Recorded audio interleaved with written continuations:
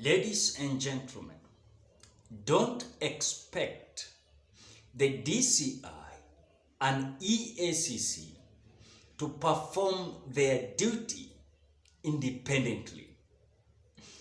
I've had William Samuruto for a long period of time saying that there are certain institutions that was captured by the state. Little did we know that the real state that was going to capture the attention of DCI and the attention of EACC and DPP, this was to be the government of William Ruto. In fact, the cases that was investigated by DCI is not going to continue. And those files that was submitted by DCI to EACC or DPP, expect them to fail.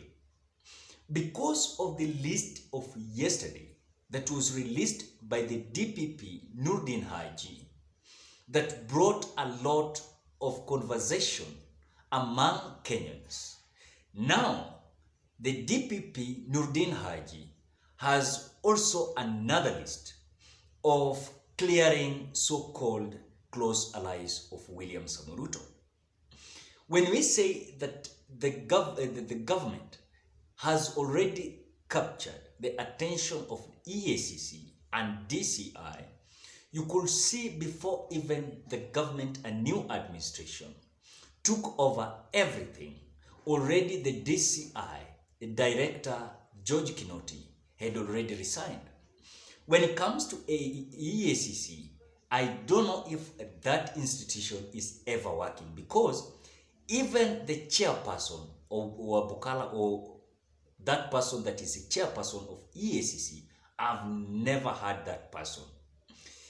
In real sense, when you look at the behaviors and literally what Nurdin Haji is signalizing, is like he's spending almost all of his time with the government. And the government is the executive. And it seems like executive has already convinced Nurdin Haji that, you see, our close allies, you must clear them from these cases. What was the reason behind that? Because they claimed that the cases that was reported in the regime of Uhuru Kenyatta, that this was political case. The cases that did not have a base to accuse anyone. But I want to ask a simple question.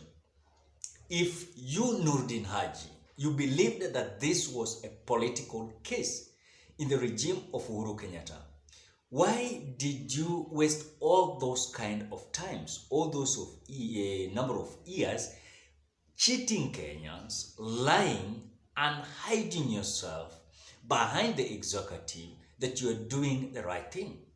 It's the same thing that Nurdin Haji has started doing at this moment. Why am I saying that? Because he has now removed his real character in the regime of Uhuru Kenyatta. Now he's having the character in the regime of William Ruto.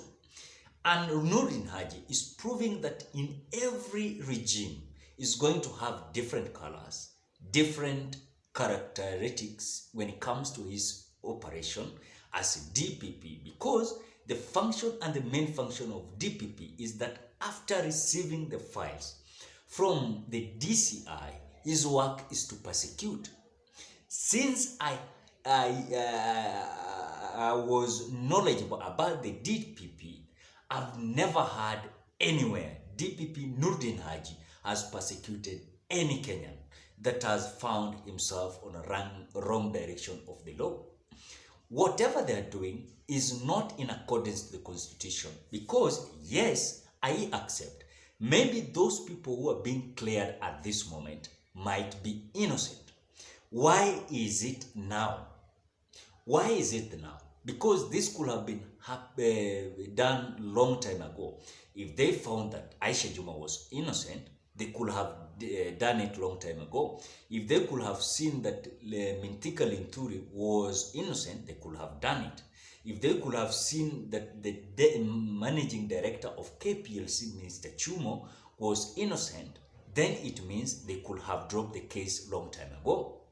Then it means that Nurdin Haji is proving to us that the cases that was handed to him, this was political issues. And at this moment, now he is acting politically, not in accordance to his office, because he is being pressurized to ensure that all close allies that has been appointed as cabinet ministers, PSS, should be cleared and their cases must be no more again.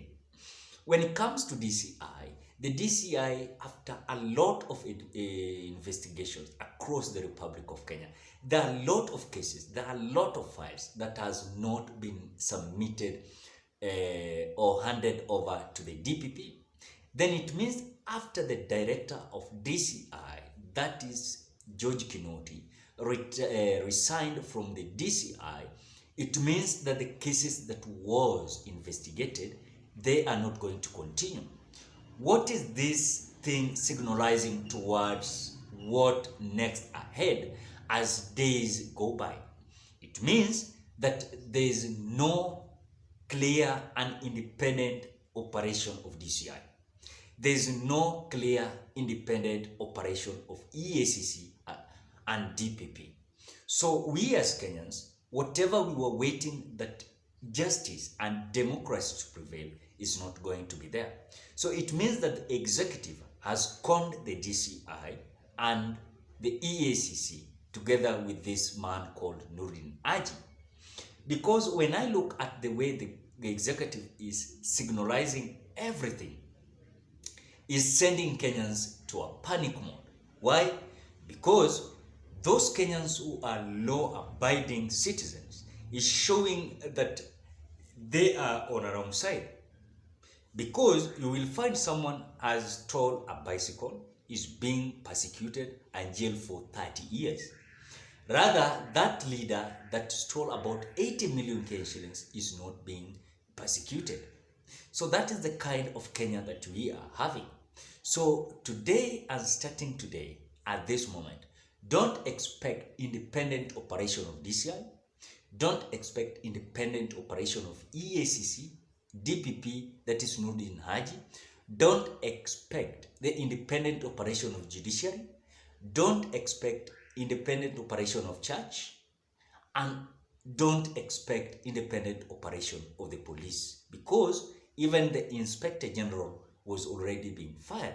So ladies and gentlemen, what are your thoughts? Drop your opinion in the comment section below. Otherwise, I want to appreciate you so much because of your support. If you're a visitor, please do me a favor, ensure that you subscribe to this channel. You put on the notification bell that when I upload my videos, you get notified. For those who are returning subscribers, thank you so much. Continue liking, sharing across the social media. Bye bye till we meet on another video.